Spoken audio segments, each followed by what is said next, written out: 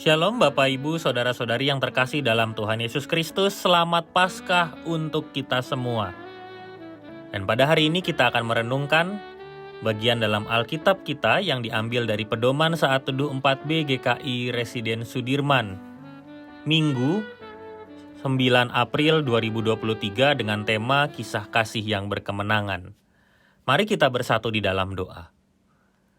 Tuhan yang penuh kasih, biarlah sukacita Paskah ada bagi kami semua, dan biarlah sukacita itu dapat kami renungkan, sehingga pada saat ini ketika kami membaca bagian dalam firman-Mu, sungguh-sungguh dapat kami hidupi dan kami nikmati, dan juga dapat kami terapkan di dalam hidup kami sepanjang hari-hari kami.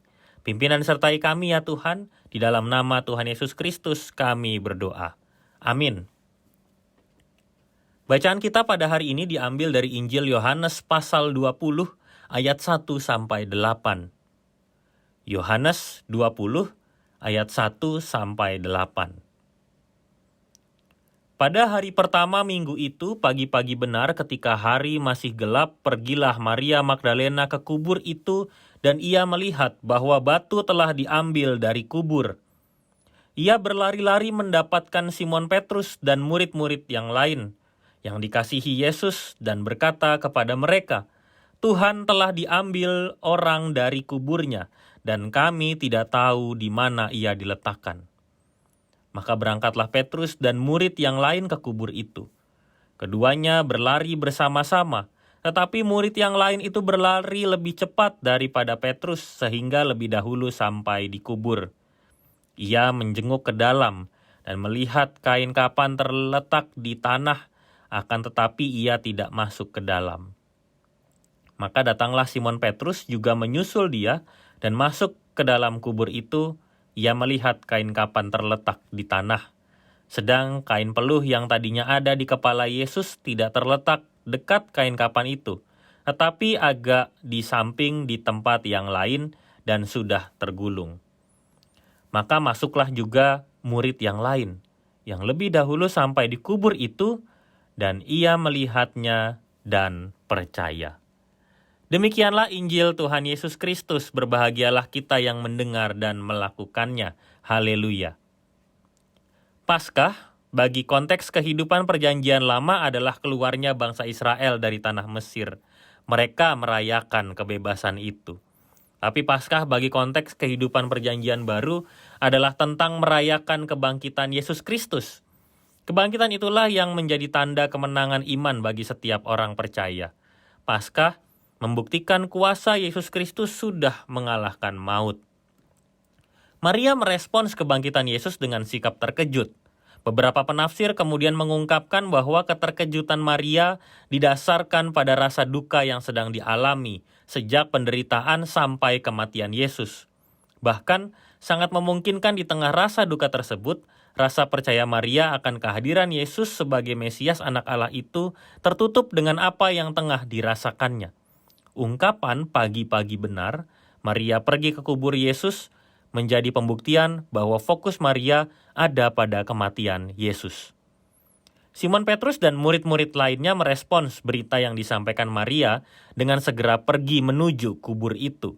Respons ini dinilai sebagai respons cepat tanggap terhadap peristiwa kematian Yesus. Mereka segera menengok kubur itu, dan Simon Petrus diberi kesempatan oleh murid lainnya untuk menjadi yang pertama masuk ke dalam kubur tersebut. Respons cepat tanggap inilah yang kemudian membuat para murid bereaksi bahwa peristiwa itu bukanlah peristiwa kehilangan dan juga bukan lagi tentang kematian, tetapi sudah berubah menjadi kebangkitan. Pada hari Paskah tersebut, banyak orang yang merayakan sukacita sebagai bagian dari perayaan bebasnya mereka dari tanah Mesir. Namun bagi para murid yang setia menantikan dan setia berharap akan janji kebangkitannya, hari itu berubah menjadi sukacita. Bukan hanya sekadar sukacita, tetapi melihat dan percaya. Dalam bahasa Yunani, percaya disebut juga pisteo, yang merupakan bentuk kata kerja dari pistis, yang berarti berubah menjadi percaya, berkomitmen, dan beriman. Ketiga pengertian ini kemudian mendekati pesan Paskah yang khas melalui bacaan ini. Paskah telah mengubah para murid yang biasanya mengikuti kemanapun Yesus pergi dan terkadang terkesan lambat dalam bertindak, kali ini menjadi cepat tanggap atas peristiwa yang terjadi. Paskah menjawab harapan para murid, sehingga mereka hidup berkemenangan dalam rasa percaya, komitmen, dan bertumbuh dalam iman. Marilah kita merenungkannya. Paskah merupakan momen yang indah bagi kita, setiap orang percaya, karena di dalam momen Paskah kita menerima berita kebangkitan Yesus Kristus. Kita diharapkan dapat menerima berita tersebut dengan hati yang penuh dengan sukacita. Kita diharapkan untuk bisa mengukur kembali rasa percaya kita kepadanya, sehingga rasa percaya itu terus tumbuh di dalam kehidupan kita setiap hari.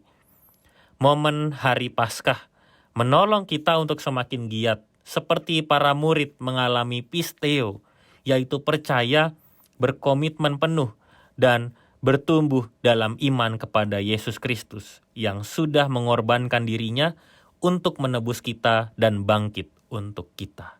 Selamat Paskah untuk kita semua. Mari kita berkomitmen. Saya akan merayakan Paskah dengan cara 1. Mengukur rasa percaya saya kepada Tuhan, terutama ketika sedang mengalami masalah. Saya akan terus percaya bahwa Tuhan pasti menolong dan menyelamatkan saya. 2. Berkomitmen kepada Tuhan untuk memperbarui hidup saya dan membuat hidup saya semakin sesuai dengan firman-Nya. 3. Beriman dan mampu menjadi saksi nyata melalui perkataan dan tindakan. Mari kita berdoa. Tuhan yang penuh kasih, kami bersyukur atas berita kebangkitan-Mu yang membuat kami semakin dimampukan untuk percaya, berkomitmen, dan beriman teguh kepadamu. Biarlah hari-hari kami terus dipenuhi dengan sukacita Paskah yang Engkau hadirkan bagi kehidupan kami setiap hari. Pimpin dan sertai kami ya Tuhan, di dalam nama Tuhan Yesus Kristus kami berdoa. Amin.